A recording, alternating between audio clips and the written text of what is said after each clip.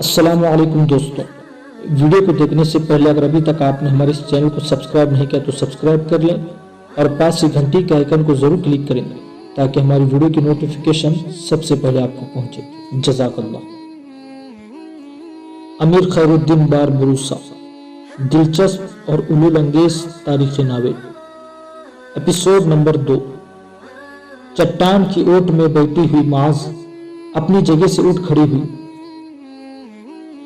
اس کی طرف دیکھتے ہوئے اس کی بڑی بہن نابل بھی کھڑی ہو گئی۔ پھر آہستہ آہستہ عجیب سے انداز میں نابل کی طرف دیکھتے ہوئے معاذ اس کے قریب آئی اور بڑی رازداری میں اسے مخاطب کر کے کہنے لگی، میری بہن، مجھے حالات کچھ تشویشناک دکھائی دے رہے ہیں۔ یہ جو دو راہب اپنی خانقاہوں سے نکل کر منظر بن زبیر کے پاس آئے، پھر ابن زبیر کے بیٹے کے آنے کے بعد وہ اس کے ساتھ ہماری بستی کی طرف ہو لیے ہیں، تو میں سمجھتی ہوں کہ کسی کی خیر نہیں ہے۔ یہ راہب ضرور کسی پر جھوٹا الزام لگائیں گے اور پھر اسے پکڑوا کر راہبوں کی احتسابی عدالت سے اذیتناک سزا دلوائیں گے۔ آج کل ان کا کام یہی ہے اور یہ کام کرتے ہوئے سارے راہب خوشی محسوس کرتے ہیں، وہاں تک جائیں، اس کے بعد لوٹتے ہیں اور بستی میں جا کے دیکھتے ہیں کہ ان راہبوں کی وجہ سے بستی میں کیا تبدیلی رونما ہوتی ہے، یا وہ کون بدقسمت ہے جس پر یہ کوئی نیا الزام عائد کرتے ہیں۔ بڑی بہن نابل نے چھوٹی بہن معاذ سے اتفاق کیا، دونوں اپنے گھوڑوں پر سوار ہو گئے۔ ان کا حبشی غلام بسیط بھی گھوڑے پر سوار ہوا، پھر تینوں اپنے گھوڑوں کو ایڑ لگاتے ہوئے آگے بڑھ گئے تھے۔ تھوڑی ہی دیر بعد منظر بن زبیر دونوں راہبوں کو لے کر قحطانی قبیلے کے سردار کعب بن عامر کی قلعہ نما حویلی کے سامنے نمودار ہوا۔ صدر دروازے کے قریب چند مسلح جوان کھڑے تھے۔ منظر بن زبیر نے ان میں سے ایک کو مخاطب کیا، کیا دونوں سردار اس وقت اندر ہی ہیں؟ جسے مخاطب کیا گیا تھا وہ بڑے غور سے ابن زبیر کی طرف دیکھتے ہوئے کہنے لگا، بستی کا ایک شخص بیمار ہے، دونوں سردار اس کی تیمہ داری کے لیے گئے ہیں، آپ سے متعلق وہ ہمیں بتا کر گئے ہیں، آپ کے ساتھ جو دو مہمان ہیں انہیں مہمان خانے میں بٹھائیں، دونوں سردار جلد ہی لوٹ آئیں گے۔ دونوں راہبوں کو لے کر منظر بن زبیر اندر داخل ہوا، دونوں کو مہمان خانے میں بٹھایا گیا۔ پھر کہنے لگا، آپ دونوں ذرا بیٹھیے، میں دونوں سرداروں کا پتہ کرتا ہوں وہ کس بیمار کی تیمہ داری کے لیے گئے ہیں۔ اس کے ساتھ ہی وہ کمرے سے نکل گیا تھا۔ اس قلعہ نما حویلی کے صدر دروازے پر جو مسلح جوان کھڑے تھے، ابن زبیر ان کے قریب آ کر کھڑا ہوا اور ان سے کسی موضوع پر گفتگو کرنے لگا تھا۔ تھوڑی دیر بعد وہ چونکا، اس لیے کہ دائیں جانب سے قحطانی قبیلے کا سردار کعب بن عامر اور عدنانی قبیلے کا سردار سعد بن سلامہ دونوں آتے دکھائی دیتے تھے۔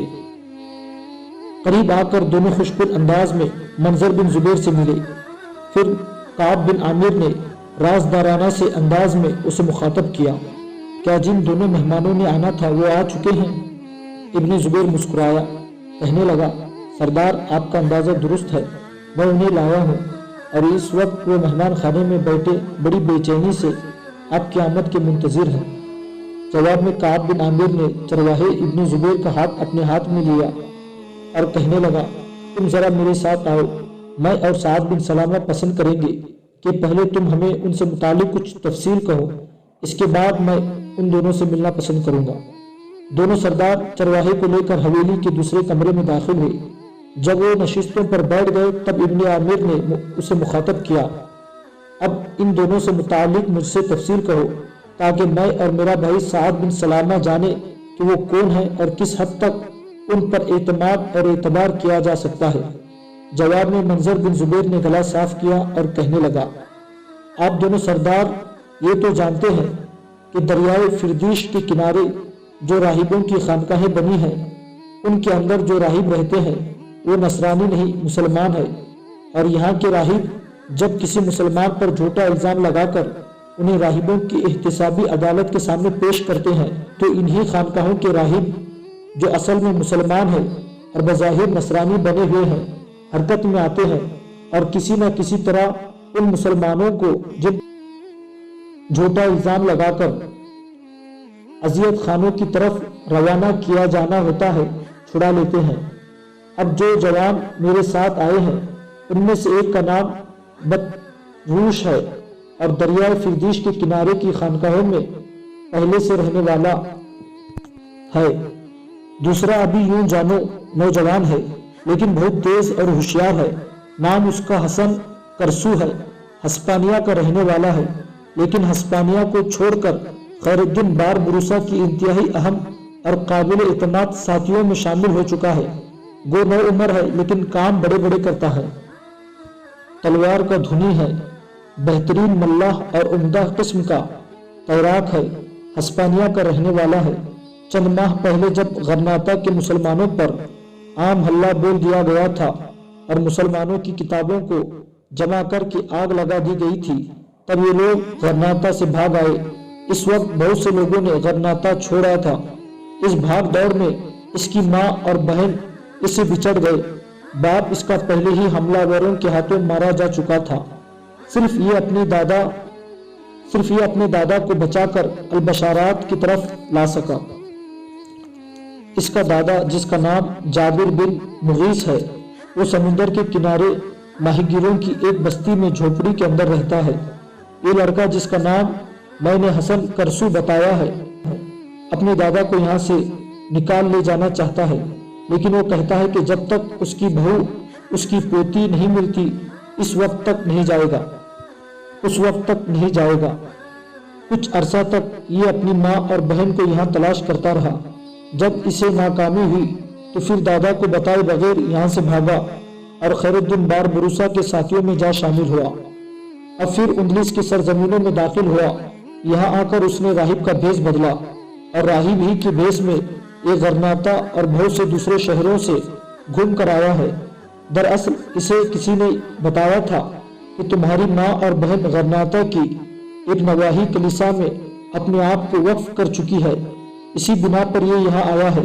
اپنے دادا سے ملا، اس کے بعد اسی کلیسا میں گیا، لیکن وہاں اس کی ماں اور بہن نہیں تھی، دوسری عیسائی عورتیں تھیں۔ لمحہ بھر کے لیے منظر بن زبیر رکا، اس کے بعد وہ اپنا سلسلہ کلام آگے بڑھا رہا تھا۔ میں آپ پر یہ بھی انکشاف کروں کہ اس نوجوان کا اندلس کے اندر بڑا احترام اور اس کی بڑی عزت کی جاتی ہے۔ اس کی ایک خاص وجہ یہ ہے، اور وہ یہ کہ آپ جانتے ہیں کہ ہسپانیہ کی نصرانی حکومت نے ہسپانیہ سے نکل کر افریقہ کا ایک خاصا بڑا حصہ بھی مسلمانوں سے چھین لیا ہے اور وہاں انہوں نے اپنی حکومت قائم کر رکھی ہے۔ وہاں ان کا ایک سالار ہے، وہ بھی وہاں مسلمانوں پر مظالم روا رکھے ہوتا ہے۔ افریقہ میں جو نصرانیوں کا ایک بڑا بشیر تھا، وہاں سارے کلیساؤں کا نگرانی آلہ تھا۔ نام اس کا اورلیوس تھا۔ اس کا ایک بیٹا تھا، اورلیوس کو کسی نے قتل کر دیا۔ اورلیوس اور اس کا بیٹا چونکہ راہبانہ زندگی بسر کرتے تھے، اس لیے عام لوگ ان سے واقف نہیں تھے۔ کچھ لوگوں نے اورلیوس کے بیٹے کو بھی قتل کر دیا۔ نام اس کا لیسانکو تھا۔ ان سرزمینوں میں داخل ہونے کے بعد اندلس میں حسن کرسو نام کی اس نوجوان نے اپنے آپ کو لیسانکو ہی ظاہر کیا ہے۔ وہ راہب جس کا نام اورلیوس تھا، چونکہ افریقہ کے علاوہ ہسپانیہ میں بھی اسے عزت کی نگاہ سے دیکھا جاتا تھا، لہٰذا اس کے بیٹے کی بھی بڑی قدر دانی کی گئی ہے۔ ہسپانیہ میں داخل ہونے کے بعد یہ مختلف کلیساؤں میں گیا، راہبوں کی خانقاہوں کا دورہ کیا، ہر جگہ اس کی بڑی عزت کی گئی۔ دوسرا راہب جو یہی کا رہنے والا ہے، نام جس کا میں بطروش بتا چکا ہوں، یہ بھی اس کے ہمراہ تھا۔ وہ بیچارہ جگہ جگہ کریا گھوما، لیکن اپنی ماں اور بہن کو تلاش نہیں کر سکا۔ اب اس کی بدبختی یہ کہ نہ اپنے دادا کے پاس قیام کر سکتا ہے، نہ اسے مل سکتا ہے، نہ اس کے پاس ٹہر سکتا ہے، اس لیے کہ اس کے دادا نے اس سے کہہ دیا ہے کہ جب تک یہ اپنی ماں اور بہن کو تلاش نہیں کرتا اپنی شکل اسے نہ دکھائے۔ اس نے یہ بھی کہہ دیا ہے کہ اگر وہ اپنی ماں اور بہن ڈھونڈے بنا اس کے پاس گیا تو وہ لوہا گرم کر کے اسے داغ دے گا۔ اسی بنا پر شاید یہ 1-2 روز مزید راہبوں کی خانقاہوں میں قیام کرے گا، پھر افریقہ لوٹ جائے گا۔ یہ نوجوان جس کا نام میں حسن کرسو بتا چکا ہوں، 2 مقصد لے کر ہسپانیہ میں داخل ہوا تھا۔ پہلا یہ کہ اپنی ماں اور بہن کو تلاش کر کے، جس میں یہ ناکام رہا، मेरा अपना अंदाजा है कि गुज़िश्ता बरसों में तुर्कों और बर्बरों की जो जहाज यहाँ से कुछ मुसलमानों को निकाल कर ले गए थे, उनमें शायद इसकी माँ और बहन भी निकल गई होगी और इन लोगों को तुर्कों ने ले जाके रोमानिया, बोस्निया और बल्गारिया में बसा दिया है। अब माँ और बहन को तलाश करना इसलिए दुश्वार हो गया है, जब तक उन्हें तलाश नहीं करता तब तक दादा से नहीं मिल सकता। दूसरा अहम काम जिसके लिए हस्पानिया में दाखिल हुआ है, इसकी तफसील वो खुद ही आपसे कहेगा। मेरे ख्याल में हमें अब उन दोनों के पास चलना चाहिए। मुगीरा बिन काब और साद बिन सलामा दोनों ने इब्न जुबैर के इस तजवीज़ से इत्तेफाक किया। फिर तीनों उठ खड़े हुए। थोड़ी देर बाद वो मेहमान खाने में दाखिल हो रहे थे। उस वक्त मेहमान खाने में बितरूश और हसन करसू नाम का नौजवान, जिसका नाम एक राहिब की हैसियत से लिसानगू था, दोनों किसी मौजू पर गुफ्तगू कर रहे थे। वो तीनों जब उस कमरे में दाखिल हुए तो दोनों अपनी जगह पर उठ खड़े हुए उनका इस्तकबाल किया। काब बिन आमिर और साद बिन सलामा ने आगे बढ़कर बड़े पुरजोश अंदाज में उनसे मुसाफा किया। जब सब नशिस्तों पर बैठ गए तब काब बिन आमिर ने हसन करसू को मुखातब करके कहना शुरू किया, मेरे अजीज, तेरी हैसियत तेरी उम्र को देखते हुए मेरे बेटे जैसी है, इसलिए कि तेरी ही उम्र का मेरा एक बेटा भी है, नाम उसका मुगीरा बिन काब है। तुम्हारे मुतालिक मुझे इब्न जुबैर तफसील से बता चुका है। सबसे पहले मुझे इस बात का दुख और गम है कि जब तुम लोगों ने गरनाता छोड़ा तो तुम्हारी माँ बहन तुमसे बिछड़ गई। दूसरा सदमा और दुख मुझे ये भी है कि तुम्हारे दादा ने उस वक्त तक तुमसे मिलने से इनकार कर दिया जब तक तुम अपनी माँ और बहन को तलाश नहीं कर लेते। तुम्हारी जात की तीसरी जिहत की मुझे खुशी भी है कि तुम गरनाता से निकलने के बाद अपने दादा के पास नहीं ठहरे, बल्कि अपनी जिंदगी को मुतहर्रिक करने के लिए खैरुद्दीन बारबरूसा से जा मिले। मेरे अजीज बेटे, इस सिलसिले में तुम्हें मुबारकबाद पेश करता हूँ कि तुमने अपने मुस्तकबिल के लिए एक बेहतरीन रास्ते का इंतखाब किया है। जहाँ तक खैरुद्दीन का ताल्लुक है, उसका नाम हमने जरूर सुना है, लेकिन हम ये नहीं जानते कि उसकी क्या अज़ाइम है। अगर तुम बुरा ना मानो तो तुम हमें उसके खानदानी पस मंजर और समुंदर के अंदर उसके अज़ाइम के मुतालिक आगाह कर दो। वो क्या करना चाहता है, क्या अज़ाइम रखता है, जिसके तहत वो समुंदर के अंदर कोई इनकलाब बर्पा करने का ख्वाहिशमंद है। अगर तुम कोई तफसील बताओ तो न सिर्फ ये हमारे इल्म में इजाफा होगा, बल्कि यहाँ के रहने वालों को एक तरह की आसूदगी भी होगी कि समुंदर के अंदर मुसलमानों की एक कुव्वत दुश्मन का मुकाबला करने के लिए सर उभार रही है। काब बिन आमिर थोड़ी देर खामोश रहने के बाद अपने सिलसिला कलाम को फिर आगे बढ़ा रहा था। माजी में एक बहरी कुव्वत ने हस्पानिया के बेबस मुसलमानों की बड़ी मदद की थी। यहाँ से निकलना चाहते थे और वो तुर्क सुल्तान बायजीद बल्दरूम का अमीर बहर कमाल रईस था। एक कमाल रईस ही था जिसने यहाँ से बहुत से बेघर लोगों को निकाला। उसके निकाले कुछ लोग खुशहाल अफ्रीका में आबाद हो गए और कुछ बल्गारिया, रोमानिया, बोस्निया में बसा दिए गए। बेटे, तुम चूंकि बारबरूसा के साथ काम कर रहे हो, लिहाजा इसके मुतालिक जानना हमारी दिलचस्पी का बास होगा। कहतानी सरदार काब बिन आमिर जब तक बोलता रहा, हसन करसू खामोशी से सुनता रहा। जब कहतानी सरदार खामोश हुआ तब उसने कहना शुरू किया, जैसा कि मेरे मुतालिक मोहतरम इब्न जुबैर आपको तफसील बता चुके हैं, मैं यकीनन दो मकासद के लिए अपनी पुरानी सरजमीन में दाखिल हुआ था। पहला मकसद माँ और बाप को तलाश करना, जिसमें मैं नाकाम रहा। दूसरा मकसद इससे कहीं आला और अरफा है, जिसमें मेरी मिल्लत, मेरी कौम का सुकून और वकार पना है। दूसरे मकसद के लिए यूं जानिए, मैं खैरुद्दीन बारबरूसा की तरफ से इसका नुमाइंदा बनकर आया हूँ और इस मौके पर मैं आप दोनों से ये गुजारिश करूँगा कि वो लोग जो हस्पानिया में लूटे पटे हैं, जिन्हें यहाँ के हुक्मरान खुसूसियत के साथ राहिब पादरी और हस्पानिया का बादशाह चार्ल्स पंजम ज़बरदस्ती ईसाई बनाने में मसरूफ़ हैं और जो मजहब तब्दील नहीं करना चाहते, पनाह की तलाश में हैं, उनसे आप राब्ता करें। इस सिलसिले में मेरा ये साथी राहिब बितरूश आपसे राब्ते में रहेगा। इसके साथ दरिया फिरदीश के किनारे के राहिबों की खानकाहों में जो साथी रहते हैं, अल्हम्दुलिल्लाह सब मुसलमान हैं। وہ آپ کے لیے کام کریں گے۔ جہاں جہاں مسلمان پھنسے ہوئے ہوں ان کی نشاندہی کریں اور انہیں البشارات لانے کی کوشش کریں گے۔ اس سلسلے میں آپ دونوں کا تعاون ہمارے لیے تقویت کا باعث ہوگا۔ یہاں سے نکلنے والے لوگ صرف چند ساعتیں آپ کی ان وادیوں میں قیام کریں گے۔ اس کے بعد انہیں ساحلی سمندر پر جو مسلمان مچھیروں کی جھوپڑیاں نما بستیاں ہیں ان میں منتقل کر دیا جائے گا۔ وہاں سے ہم انہیں نکال کر محفوظ مقامات تک پہنچاتے رہیں گے۔ میرے خیال میں اس سلسلے میں آپ ہم سے ضرور تعاون کریں گے۔ حسن کرسو کے ان الفاظ کے جواب میں اس بار قحطانی سردار کعب بن عامر کے بجائے عدنانی سردار سعد بن سلامہ بڑی عاجزی کا مظاہرہ کرتے ہوئے کہہ رہا تھا، عزیز بیٹے، یہ تم کس قسم کی گفتگو کر رہے ہو؟ جس کام کے سلسلے میں تم ہم سے تعاون چاہتے ہو، یاد رکھو ہم پورا تعاون کریں گے، بلکہ جو لوگ اس طرف آئیں گے ان کی مالی مدد بھی کریں گے اور انہیں بڑی رازداری کے ساتھ ساحل پر مچھیروں کی بستی میں پہنچانے کا بندوبست بھی کریں گے۔ اس سلسلے میں ہم دریائے فردیش کے اپنے مسلمان راہبوں سے بھی تعاون کریں گے۔ میں سمجھتا ہوں یہ مسلمان عیسائی راہبوں کے بھیس میں بھی مسلم قوم کی بہترین خدمت سر انجام دے رہے ہیں۔ سعد بن سلامہ رکا، پھر اچانک وہ اداس اور افسردہ ہو گیا۔ اس کے بعد وہ بھاری سی آواز میں دوبارہ کہہ رہا تھا، بچے، ان علاقوں میں کبھی ہماری حکومت تھی اور ہمارے شہر، ہمارے قصبے موصور کے اوراق کے جمال جیسے تھے، لیکن اب ان سرزمینوں کے در دریچے ہولناک خواب باغ باغیچے علم خیز عذابوں کا منظر پیش کرتے ہیں۔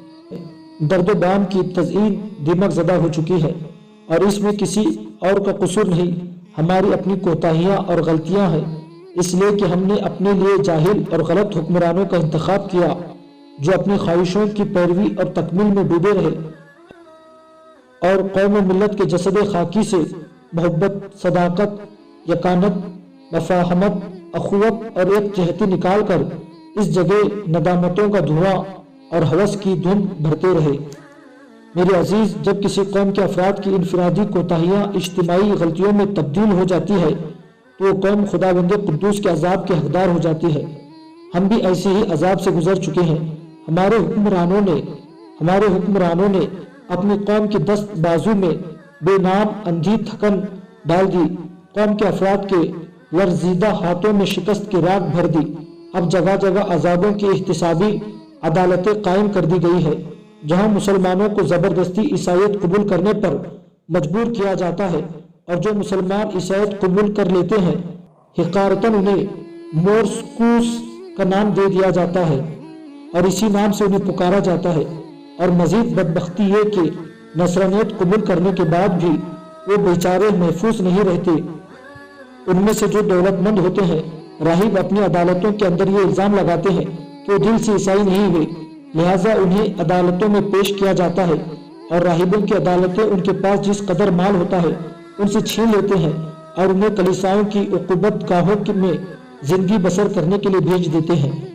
وہ سرزمین جہاں کبھی ہم حکمران تھے وہاں اب ماتمی ملبوس میں مائیں آنسو بہاتی ہے۔ بیٹیاں پلکوں کی پکڑندید میں بیٹیاں پلکوں پر درد بھرے آنسو سجائے اپنے ماضی کو یاد کرتی ہے۔ بڑے بڑے صنادست ہنر لیے دھکے کھاتے پھرتے ہیں۔ ہر کوئی اس بات کی تمنا اور امید رکھتا ہے کہ تقدیر کے سفر میں کوئی مسلمان رہنما کوئی سالار چمکتے سورج کی تپش بن کر نمودار ہو اور قوت کی عظمتوں سے وجود ملت کو پہلی تابیداری عطا کرے، گردنوں سے لہو کی سلیب ہٹائے، قوم کے حصار کو غلامی کی زنجیروں سے نجات دلائے، ملت کے سوکھے ہونٹوں کی سلگتی پیاس کو بجھائے۔ یہاں تک کہنے کے بعد سعد بن سلامہ رکا، پھر تقریباً روتی ہوئی آواز میں کہہ رہا تھا، پر ہائے ہائے، ایسا کوئی انقلاب رونما نہیں ہو رہا، صرف البشارات کی یہ وادیاں ہیں جو پورے اندلس میں ابھی تک راہبوں کی اذیت ناکی سے بچی ہوئی ہے، ورنہ پورے ہسپانیہ میں مسلمانوں کی حالت خالی مکانوں سے لپٹ کر روتی چاندنی درختوں سے جدا بے خانمہ پتوں سے بھی بدتر ہو چکی ہے۔ راہبوں کی عدالتیں جب چاہتی ہے مسلمانوں کو کسی خوردہ کتابوں ناسود ارمانوں کی طرح موت کا لقمہ بنا دیتی ہے۔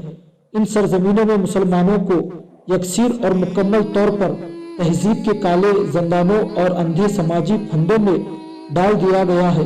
हर कोई किसी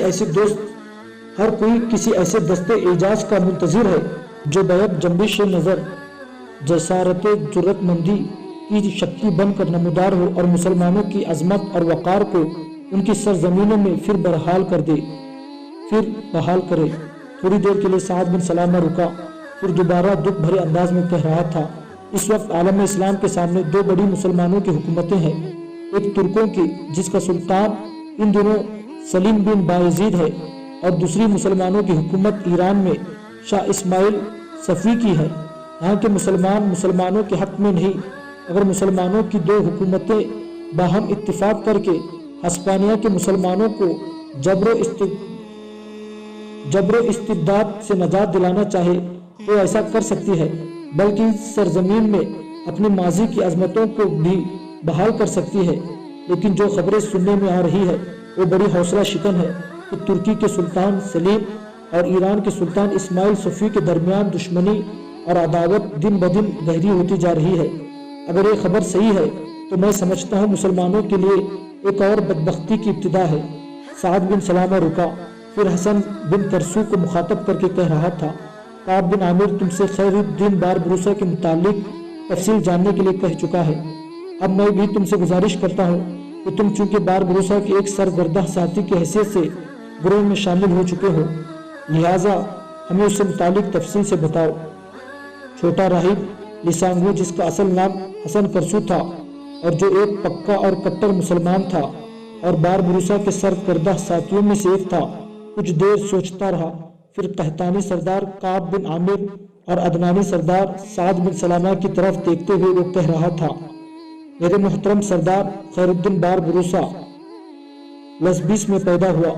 उसका असल नाम खिजर था। उसके बाप का नाम याकूब था, जिसके 4 बेटे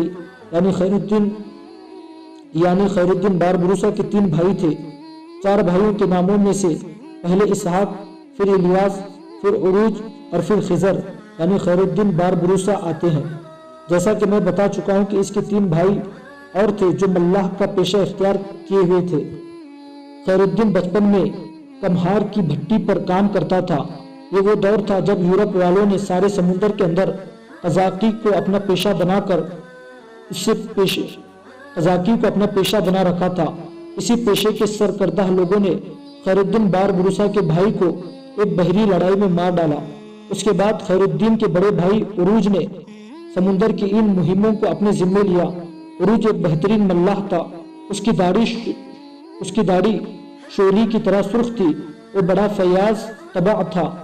मुख्तलिफ जजीरों में वह हस्पानियों से बरसरे पैकार रहा। इन लड़ाइयों में पहले उसका एक हाथ कट गया, फिर वो बहरी कज़ाकों और हस्पानियों से जंग करता मारा गया।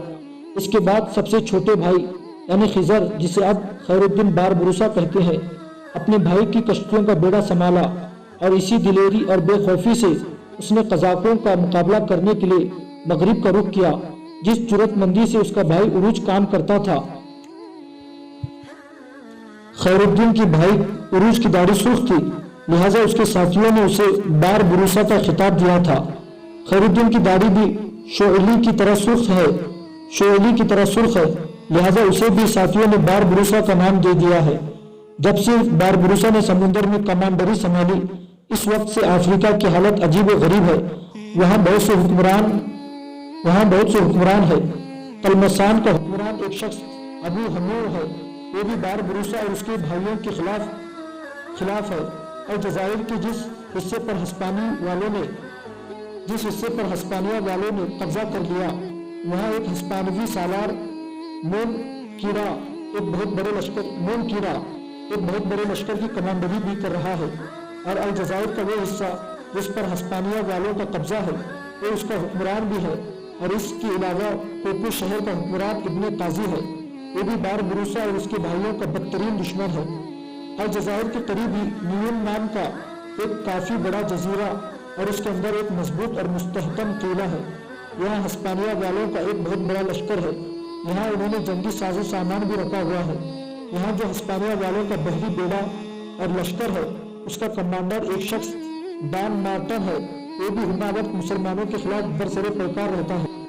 बारबरूसा उसके भाइयों और साथियों का सबसे बड़ा दुश्मन ट्यूनिस का मुसलमान हुक्मरान हसान है। उनके अलावा भी कुछ लोग हैं, मसलन शरसाल का हुक्मरान, वो भी हमारे मुखालिफ कुव्वतों में से है। अफ्रीका में अगर कोई मुसलमानों का हिमायती या हमारा हलीफ है तो सिर्फ एक शख्स है।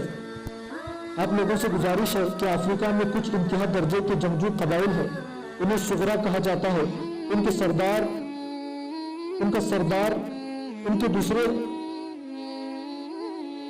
उनके दो सरदार हैं, एक का नाम अब्दुल अजीज और दूसरे का नाम अहमद बिन काजी है। ये कबाइल दो हिस्सों में बटे हुए हैं, आधा हिस्सा अब्दुल अजीज की कमांडरी में है और दूसरा आधा हिस्सा अहमद बिन काजी का साथ देता है। जहाँ तक अहमद बिन काजी का ताल्लुक है तो ये हमारा बदतरीन मुखालिफ है। हमेशा उसने हमारे मुखालिफों का साथ दिया, हत्ता कि बारबरूसा के खिलाफ उसने हिस्पानिया वालों का भी साथ देने में अपने लिए कोई मलामत महसूस नहीं की। कबाइल सुगरा में से अब्दुल अजीज वो जवान मर्द सरदार है जिसने हर बुरे वक्त में न सिर्फ हमारा बल्कि हर मुसलमान कुव्वत का बेहतरीन अंदाज में साथ दिया। जब खैरुद्दीन बारबरूसा ने अपने भाई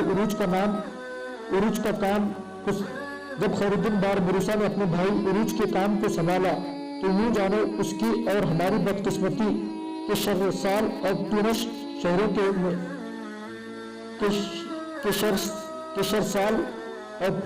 शहरों में हमारे खिलाफ बगावत उठ खड़ी हुई। कोकू शहर का हाकिम इब्न काजी अपने हिमायती कबाइलों के साथ हमारे खिलाफ हो गया। तलमसान के हुक्मरान अबू हमू ने भी हमारे साथियों पर हमला कर दिया। अलजायर के वो इलाके जिन पर हमारा कब्जा था वो हमसे छीन लिए गए। अब सूरत हाल ये है कि बारबरूसा अपने साथियों के साथ मशरिक की तरफ हट गया है और अपना एक नुमाइंदा उसने तुर्की के सुल्तान सलीम की तरफ रवाना किया है ताकि अफ्रीका के अंदर हस्पानियों के अलावा जो हस्पानवी नवाज और मुसलमान दुश्मन कुव्वतें हैं उनसे मदद आजमा होकर न सिर्फ कि उनसे मुसलमानों की बर्बादी का इंतकाम लिया जाए बल्कि उन्हें जेल करके अफ्रीका के उन इलाकों में मुसलमानों के तसर्रुफ को मजबूत और मुस्तहकम बनाया जाए। अब देखते हैं तुर्क सुल्तान सलीम की खिदमत में हमारा नुमाइंदा कब हाजिर होता है और सुल्तान सुलेमान कहाँ तक हमारी मदद करने पर आमदा होता है।